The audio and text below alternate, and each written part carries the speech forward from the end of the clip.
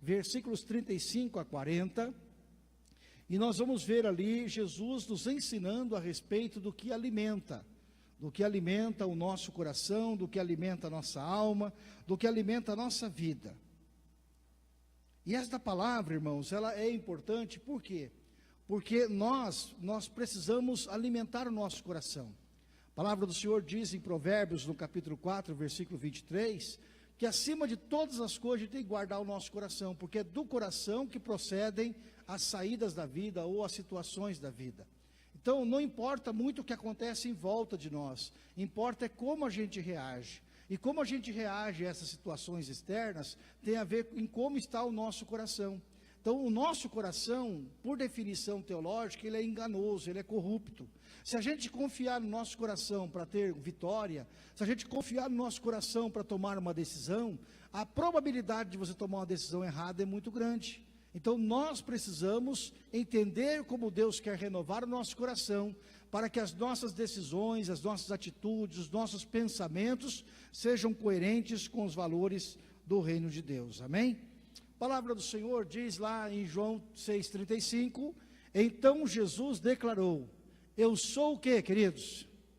O pão da vida, aquele que vem a mim nunca terá fome, e aquele que crê em mim nunca terá sede, né? Então olha que palavra maravilhosa.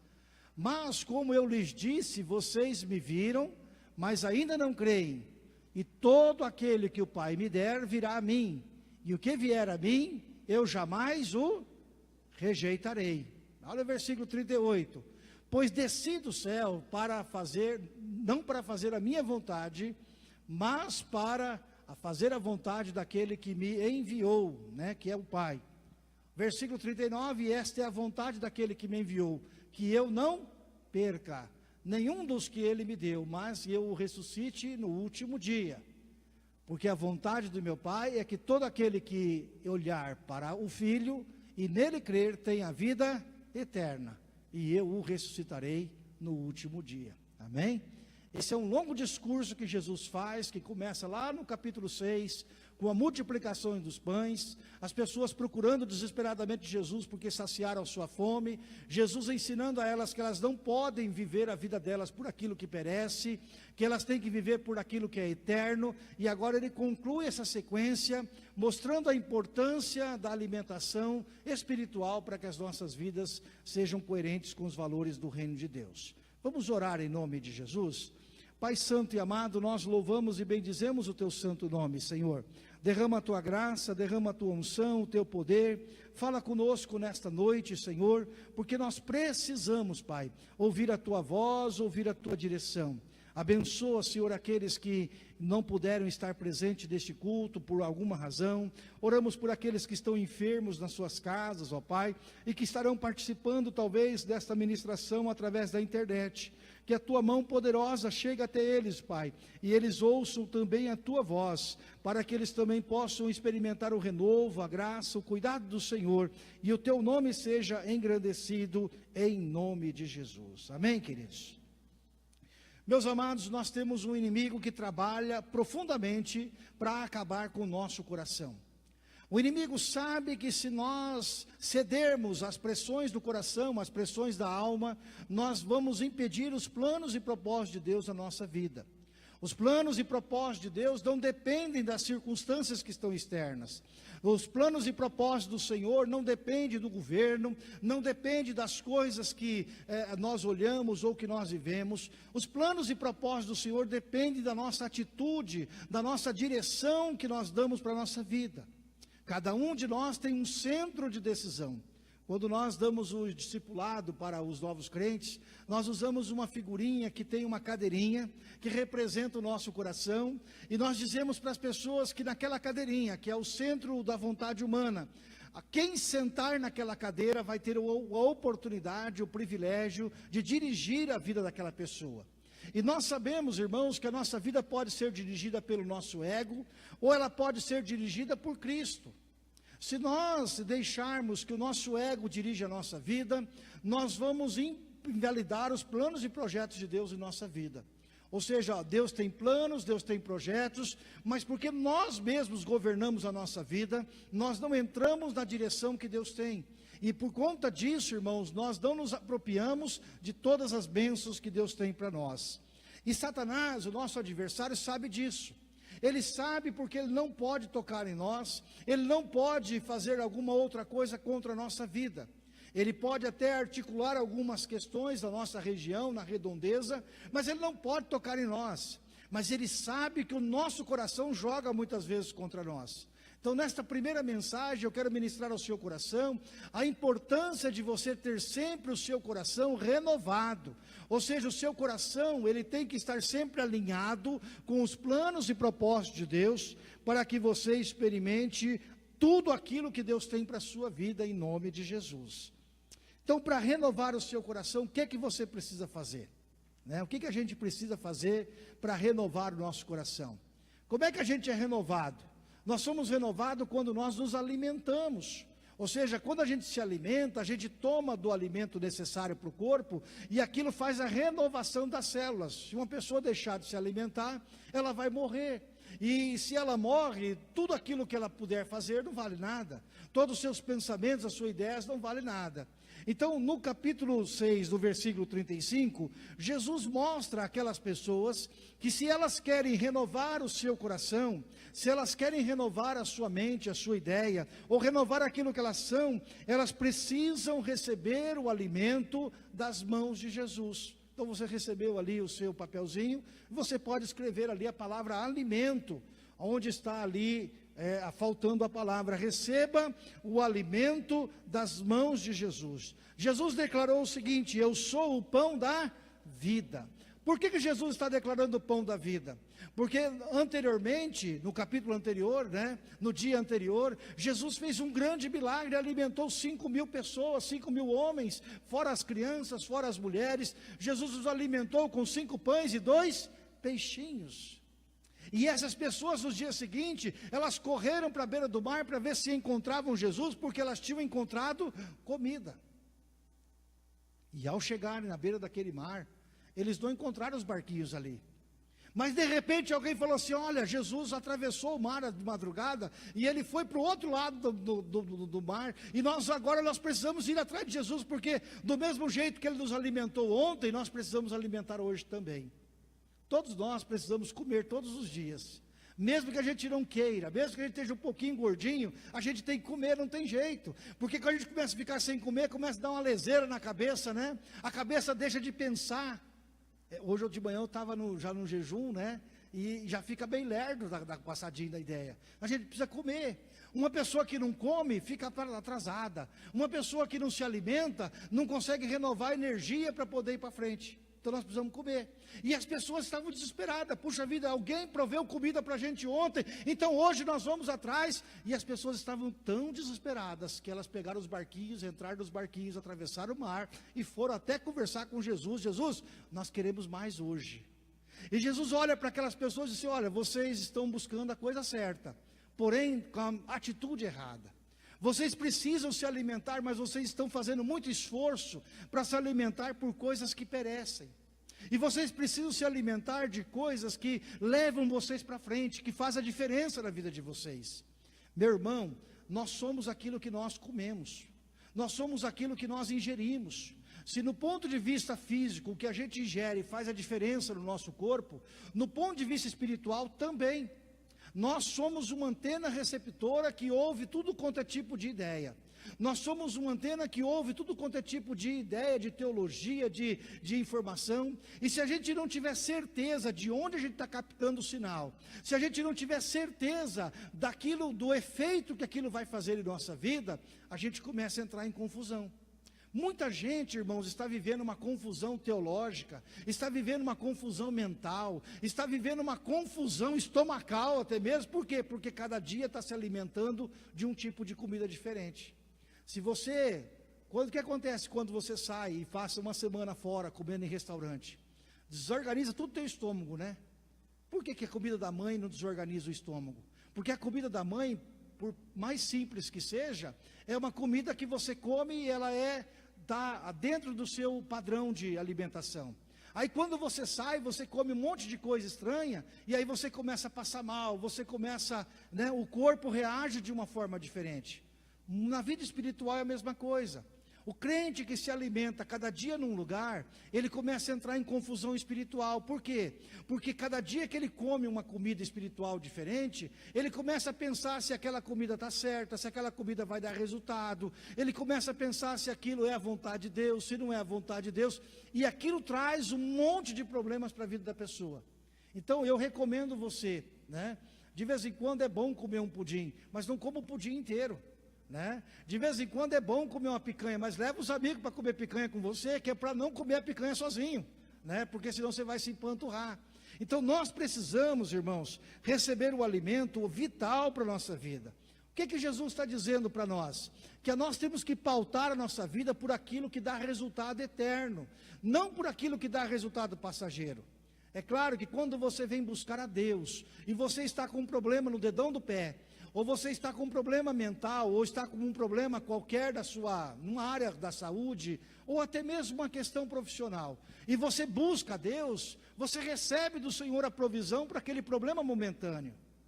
Você pode arrumar o emprego dos seus sonhos, você pode ser curado, você pode ser liberto, mas o que mais chama a nossa atenção, o que mais é o desejo de Jesus, não é você ter um bom emprego, não é você ser curado, não é você ter agora uma boa cama, não é você ter uma boa casa. O maior desejo de Jesus é que a sua vida seja pautada por valores que são eternos, porque tudo vai passar. Na nossa vida vai chegar uma hora, irmãos, que vai passar. Vai chegar uma hora que você vai ter dinheiro no bolso, mas você vai querer ter saúde. Vai querer chegar uma hora que você tem recurso, mas você quer ter paz. Vai chegar uma hora na sua vida que tudo que mais importa não é o que você viveu, é o que virá pela frente. O grande desespero das pessoas que estão na hora da morte, ou seja, que viveram praticamente toda a sua vida pautada por valores materiais, é que na hora da sua morte elas não têm paz para morrer, elas estão ainda com coisas abertas na sua vida, depois de 20, 30, 40, 50 anos vivendo problemas, elas não conseguiram se acertar, elas foram arrastando os problemas da sua vida, e elas simplesmente estão num plano vegetativo. E o que é pior, na mente delas, elas não têm a certeza de uma salvação, e por isso, irmãos, elas vão vivendo uma vida terrível, aquém daquilo que Deus tem para a nossa vida. Então, meu irmão, deixe Deus trabalhar o seu coração, não se permita que o seu coração seja entulhado por tranqueiras, não permita que o alimento ruim entre no seu coração e faça diferença na sua vida, expulse aquilo que não é bom. Às vezes a gente tem uma experiência desagradável com uma comida e fica aquilo rodando no estômago, O que você faz? Vai e vomita. Quando você vomita, aquilo resolve o problema, É tão ruim ter que fazer isso, mas resolve. E nós muitas vezes precisamos tomar atitudes na nossa vida para eliminar os pensamentos negativos, eliminar aquelas coisas que trazem confusão, eliminar aquilo que não opera sobre a nossa vida. Por isso nós todos, irmãos, precisamos saciar a nossa fome, saciar o nosso coração, e nós precisamos buscar na fonte certa. Então Jesus declara: eu sou o pão vivo que desce dos céus, eu sou o pão da vida, eu sou o pão que alimenta verdadeiramente, e se você come de mim, você não terá mais fome. Esse não terá fome não significa que amanhã você não precisa comer mais, comer uma vez não vai comer, não, é que sacia, é que alimenta, é que faz a diferença. Às vezes nós comemos uma comida que no fundo não alimenta, que só faz mal para o nosso corpo, e a gente fica com vontade de comer mais. Esse é um alimento nocivo. Mas Jesus não, Jesus é o alimento que alimenta verdadeiramente, é o alimento que sustenta, é o alimento que nos dá a condição de caminhar para frente, é o alimento que faz com que nós possamos experimentar o cuidado completo de Deus para com as nossas vidas. Por isso, confie no Pai. Confie no Senhor. A palavra do Senhor diz assim: qual é o pai dentre vós que se o filho pedir um pão lhe dará uma pedra? Eu não sei qual é o alimento de Deus que você precisa hoje, eu não sei qual é a bênção que você tem buscado do Senhor nesses dias, mas uma coisa é importante: se Jesus está presente em nossa vida, se Ele está governando todas as coisas em nossa vida, as demais coisas nos são acrescentadas, e nós então podemos descansar na presença do Senhor. Amém, queridos? Portanto, receba o alimento das mãos do Senhor. Amém? É o alimento que sustenta a nossa alma, que faz a diferença em nossa vida. Segundo ponto, amados, diz ali que para termos o nosso coração renovado, nós precisamos ter a certeza de que em Jesus você nunca será rejeitado.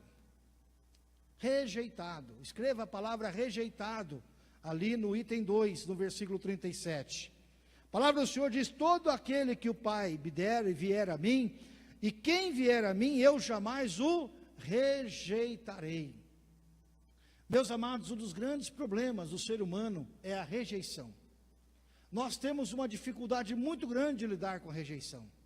É alguém que não gosta da gente no trabalho, é alguém que não vai com a cara da gente, é alguém que muitas vezes desvia do caminho da gente, né? E Jesus sabe o que é rejeição, porque Jesus foi rejeitado. Jesus foi rejeitado pelos próprios hebreus. Jesus foi rejeitado pelas pessoas a quem ele amava. Jesus foi rejeitado pelas pessoas para as quais ele veio.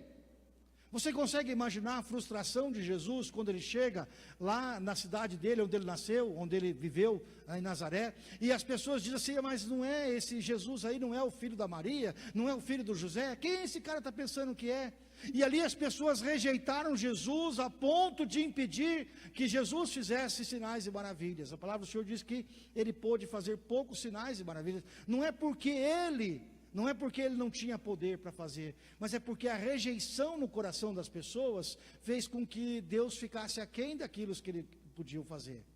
Às vezes, irmãos, nós fazemos coisas como nós sofremos essas rejeições, né? Muitas vezes a rejeição vem contra a nossa vida e nós começamos a desenvolver uma doença mental terrível contra nós mesmos por causa da rejeição. Rejeição é um problema sério, né? Como vai explicar para uma mulher que foi rejeitada pelo marido? Como explicar para um filho que foi rejeitado pelos pais? Nós temos pessoas que foram rejeitadas, a criança ainda na barriga da mãe. Nós temos pessoas que foram rejeitadas no trabalho. Entrou no trabalho, começou a trabalhar, estava fazendo melhor e de repente é rejeitado. Não é fácil lidar com esses sentimentos de rejeição. Muitas vezes nós deixamos que essa doença entre em nossa vida e a gente começa a desenvolver aqueles pensamentos assim, tipo: eu não sou importante, eu não sou relevante, ninguém se importa comigo, olha quanto fracasso eu tenho acumulado ao longo da minha vida. Mas sabe o que Jesus está dizendo para mim e para você? Que a gente precisa aprender a colocar essas rejeições no lugar correto. A gente não pode socar o nosso coração com um sentimento de rejeição. A gente não pode deixar que o sentimento de rejeição, ele brote no nosso coração, porque se você deixar o sentimento de rejeição brotar no seu coração, você não caminha para frente. Quem não cura as feridas do passado, não consegue experimentar o novo na sua vida. Quantas e quantas pessoas foram tão machucadas no passado, que a vida delas, quando elas ouvem alguma coisa parecida, elas ficam até mesmo com algum trauma. É interessante, nós sempre tivemos o hábito de colocar, de fazer assim no Natal, de colocar a árvore de Natal, de a decorar. Nós não cremos que a árvore de Natal é santa, que é isso, não cremos nada disso. Mas a gente faz como um aspecto decorativo, é bonito, só por isso a gente faz. Mas você sabe que tem muita gente que tem problema com isso? Por quê? Porque no Natal perdeu um parente, que a pessoa ficava bêbado, bebia até não querer mais, aí brigava um com o outro por causa de porcaria, e um matava o outro. Então tem muitas famílias que são marcadas por esses sentimentos. Mas sabe qual é o problema? O problema todo é que essas pessoas não foram curadas das emoções negativas do passado. E quem não é curado das coisas ruins que lhe aconteceram no passado, não consegue ir para frente. Se você quer avançar, se você profissionalmente quer avançar, se você na sua relação conjugal, na sua relação de amizade, na sua relação profissional, você quer avançar, você precisa jogar o passado para trás. Você precisa ser capaz de olhar para as coisas que fizeram contra você e ser capaz de olhar aquilo não mais com sentimento de dor, mas olhar para aquilo tirando experiências positivas e avançando para frente. Porque se você não for curado, se você não permitir que o Senhor renove o seu coração, esse pecado da rejeição é como se fosse uma erva daninha que vai brotar no nosso coração e aquilo vai aprofundando a raiz, vira uma raiz de amargura e faz com que toda a nossa vida para frente fique uma vida prejudicada. Jesus, ele não quer que a gente seja prejudicado por isso. Por isso, queridos, muitas vezes a gente tem que olhar para dentro de nós.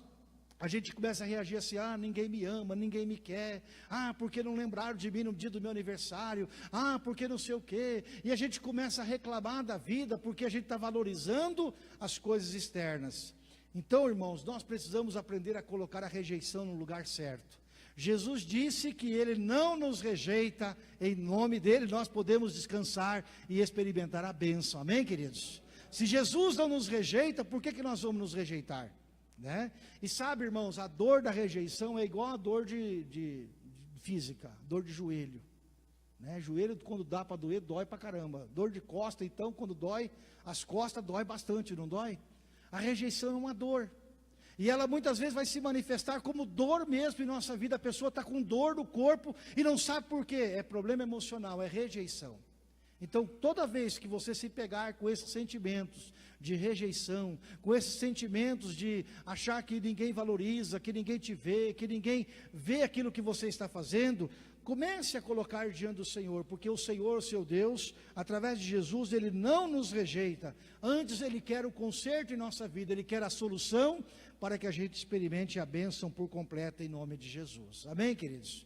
3 coisas que são terríveis para que faz com que a gente reaja à rejeição e que nós devemos evitar. A primeira delas é achar que a culpa é nossa. Irmãos, às vezes você faz tudo certinho, você se esforça para fazer o melhor, você lambe o chão, você faz o melhor que você pode, mas ainda assim a pessoa não vai com a tua cara. A pessoa não gosta de você, e não tem o que você vai fazer. Não adianta, quanto mais você se correr atrás, menos a pessoa vai gostar de você. Então, irmãos, uma das coisas que a gente tem que aprender a evitar é achar que a gente é culpado. Claro que todos nós temos que fazer uma autoavaliação e perceber quando é que a gente está fazendo alguma coisa errada e mudar. Mas, se você está fazendo tudo certo e ainda assim a pessoa não vai com a tua cara, fazer o quê? Segue o barco, segue em frente. Né? Existem situações da vida que você não vai ser amigo de todo mundo, então você convive com as pessoas, mas você segue em frente. Então pare de achar que a culpa é só sua, né? Às vezes é o problema da pessoa também. Uma outra coisa que é terrível é jogar a culpa nos outros. Dizem que uma pessoa não é fracassada até que ela comece a culpar alguém pelo seu fracasso. Quando ela começa a culpar alguém pelo seu fracasso, ela é uma fracassada. O fracassado está sempre justificando por que ele não é aquilo que ele poderia ser. Então não faça isso, não jogue as culpas dos problemas para os outros, né? Às vezes nós achamos que ao jogar a culpa para os outros facilita a nossa vida, mas não facilita, porque nós não resolvemos o problema básico da nossa vida. E uma terceira a maneira como as pessoas respondem à rejeição é culpar a Deus pela nossa dor. Se Deus me ama, por que eu estou passando por isso? Por que Deus permitiu que tal circunstância na minha vida trouxesse tanto prejuízo para mim? Se Deus me ama, por que aqueles irmãos falaram tanta besteira? Se Deus me ama, por que fulano de tal aprontou aquilo no trabalho? Se Deus me ama, por que tal... E a gente começa a achar que Deus, na verdade, não nos ama. Isso é um problema sério, porque não é verdade. Deus nos ama. E Deus usa as circunstâncias desagradáveis da vida para nos ensinar.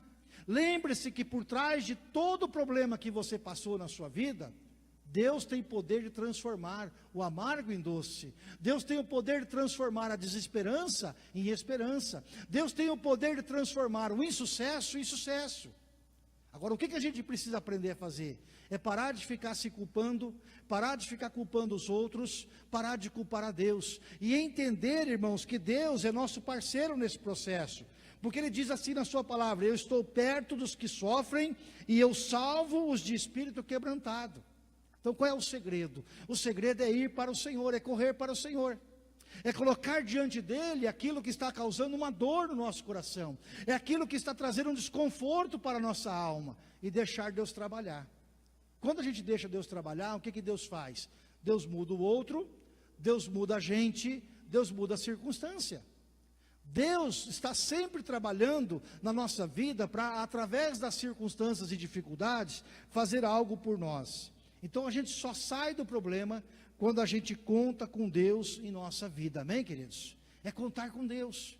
Está difícil, está ruim, está complicado, mas a saída é Deus. A saída é nos aprofundarmos no relacionamento com Deus, é buscarmos mais de Deus em nossa vida, essa é a saída. Correr de Deus não vai resolver o problema. Tem gente que fala assim, não, eu vou parar de orar porque parece que quanto mais ora, mais assombração aparece. Eu vou parar de orar porque parece que quanto mais eu oro, mais como problema tem. Não, irmão, é a hora de você buscar mais ao Senhor, é a hora de você se entregar no Senhor, e perceba o quanto Deus te ama. Amém, queridos?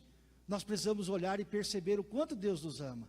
Deus nos ama com um amor tão intenso, queridos, que Ele deu o seu Filho em nosso lugar. Jesus morreu na cruz do Calvário pela minha vida. Amém, queridos? A gente pensa assim, Jesus morreu pela vida do pecador, mas o pecador assim é uma coisa genérica. Mas quando você se coloca naquela cruz, você vai perceber como você é amado por Deus, e aí então você pode experimentar o cuidado do Senhor para com a sua vida, em nome de Jesus. Amém, queridos? Portanto, se você tem alguma síndrome de rejeição, né, saia daqui hoje completamente liberto disso, em nome de Jesus.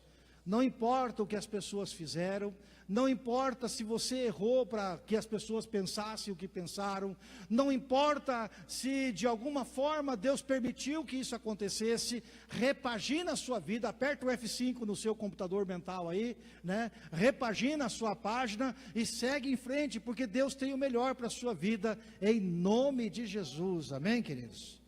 Terceiro ponto, para ter um coração renovado, viva diariamente firmado em sua promessa. Se a gente quer ter o nosso coração renovado, o grande segredo é firmar o nosso coração nas promessas do Senhor. Dizem, pastor Israel, e eu nunca contei, que a Bíblia tem 8.000 promessas. Não sei. Mas se tivesse apenas uma, já seria o suficiente para fazer uma revolução na nossa vida. Se fosse apenas uma. Mas a Bíblia tem muitas promessas. E quando você vai ler a palavra de Deus, quando você começa a compreender as promessas do Senhor, você vai ver que Deus está te dando os argumentos pelas quais você pode acessar o trono da graça. Meu irmão, um dos maiores erros que nós fazemos é quando nós temos um problema e a gente dobra o joelho e começa a falar: Senhor, está faltando leite na minha casa, Senhor, está faltando dinheiro, Senhor, está faltando isso, Senhor, está faltando aquilo, Senhor, nós estamos com um problema, Senhor, tem problema para todo lado, Senhor, eu preciso que o Senhor resolva o meu problema. Irmãos, isso é muito pouco para Deus, isso não move o coração de Deus. Sabe, como é que você se sentiria se um filho chegasse a você e só falasse que tem problema para você? Como é que você se sentiria? Falar: puxa vida, eu sou o banco agora, eu só estou aqui para resolver problema, depois que resolve o problema, vira as costas e vai embora. Não, irmãos, a base da nossa petição ao Senhor não são os nossos problemas. O fato de você ter um problema não torna você uma pessoa melhor diante de Deus. O que faz a gente alcançar a bênção de Deus é a sua graça, a sua misericórdia, a forma como Ele lida conosco através dos problemas, mas não são os problemas. A sua falta de recurso hoje pode ser um meio que Deus está usando para trazer você mais para perto dEle. Quem sabe uma dor ou uma manifestação de falta de saúde na sua vida, seja um jeito que Deus está trabalhando para trazer você para perto dEle, porque nós somos assim. Quando a gente está com um problema, a gente corre para a saúde, para buscar a solução. Quando a gente está bem, a gente esquece. Você está doente, começa a tomar remédio, toma certinho, mede a hora, faz isso, faz aquilo. Aí dá uma melhorada na primeira semana, o que você faz com os remédios? Esquece na gaveta. Eu tenho certeza que se a gente for fazer uma coleta aqui de juntar remédio que vocês esqueceram na gaveta, dá para fazer remédio para abençoar um monte de gente. Por quê? Porque nós somos assim, nós estamos mal, a gente vai, corre e toma remédio. Deu uma melhoradinha, esquece o remédio de lado. O que Jesus está dizendo para nós? Ele está dizendo para a gente alimentar o nosso coração, a nossa mente das promessas do Senhor. Porque na hora da nossa oração, o que vai valer são as promessas de Deus sobre a nossa vida e não a nossa necessidade.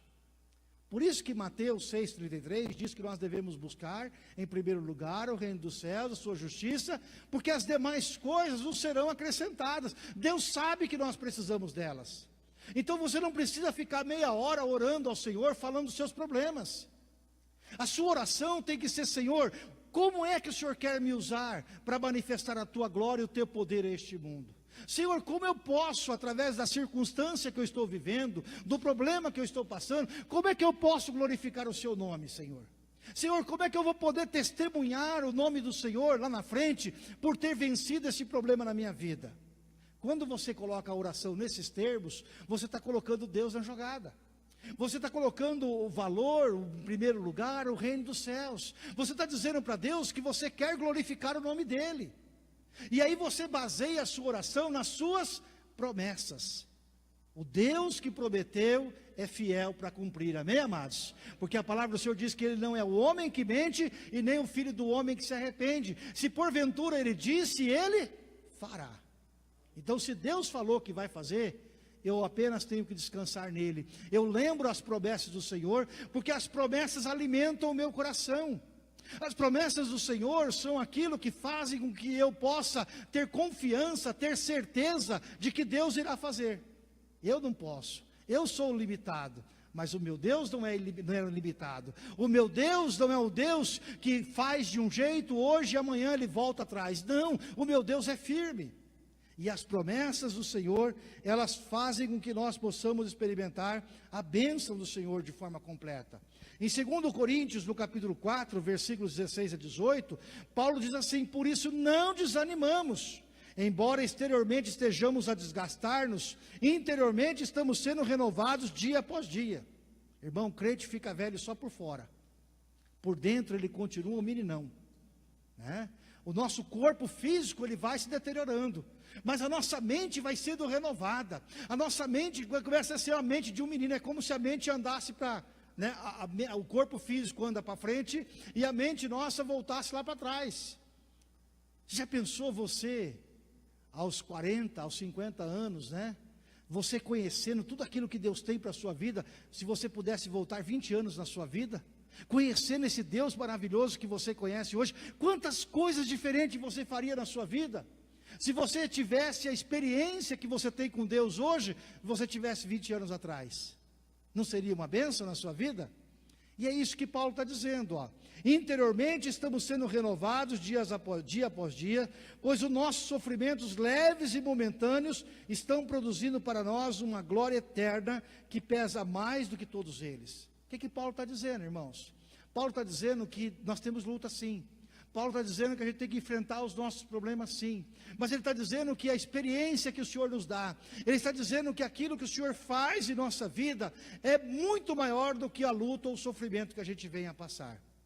Ele está dizendo então que nós agora precisamos aprender a fixar os nossos olhos. Fixamos os olhos não naquilo que se vê, mas no que não se vê. Pois o que se vê é transitório e o que não se vê é eterno. Amém, queridos?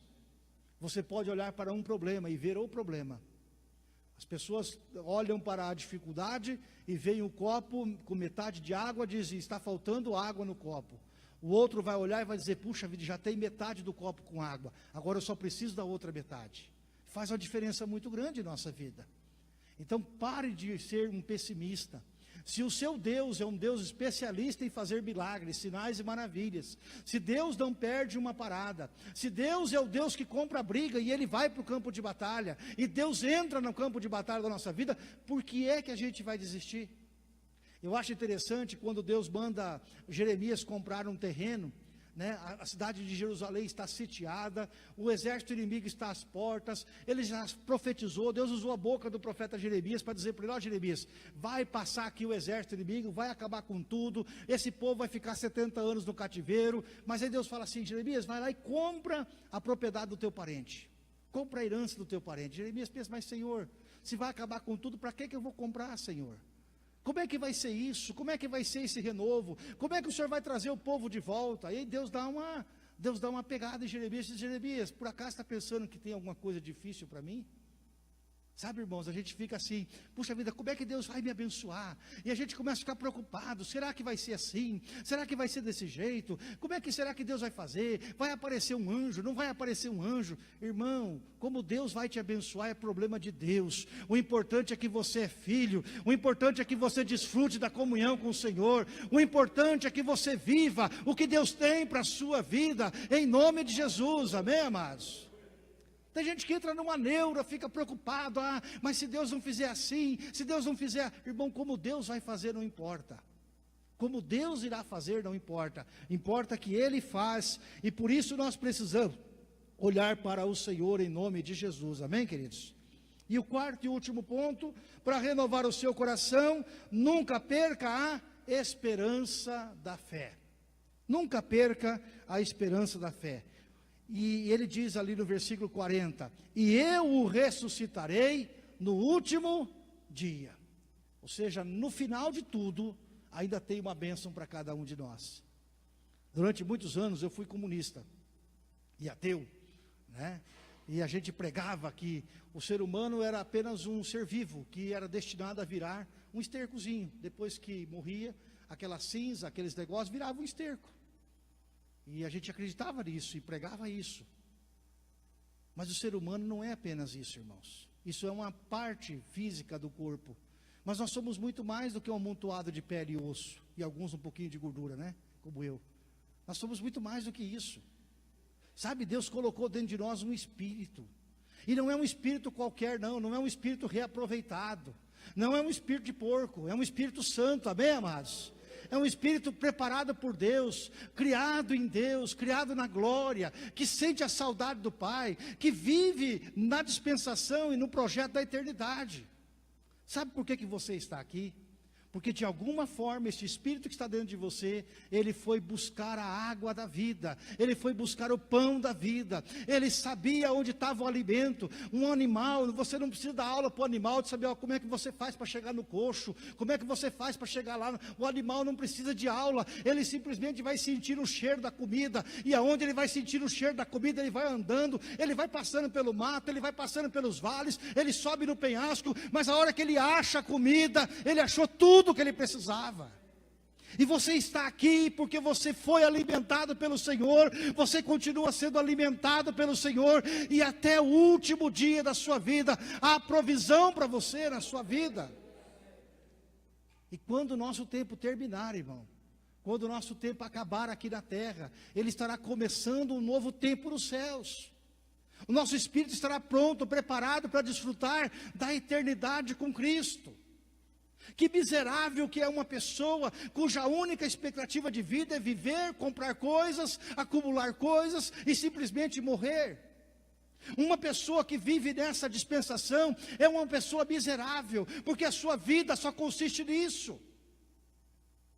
Mas para nós não, irmãos. Para nós não, nós olhamos para as coisas grandes, para as coisas eternas. Nosso prazer, a nossa alegria é estar com o Senhor, é saber que a nossa vida aqui na terra é apenas um período, é apenas uma pequena parte, uma fração da nossa vida. Mas a nossa vida não está naquilo que nós vemos, está naquilo que o Senhor vê sobre nós.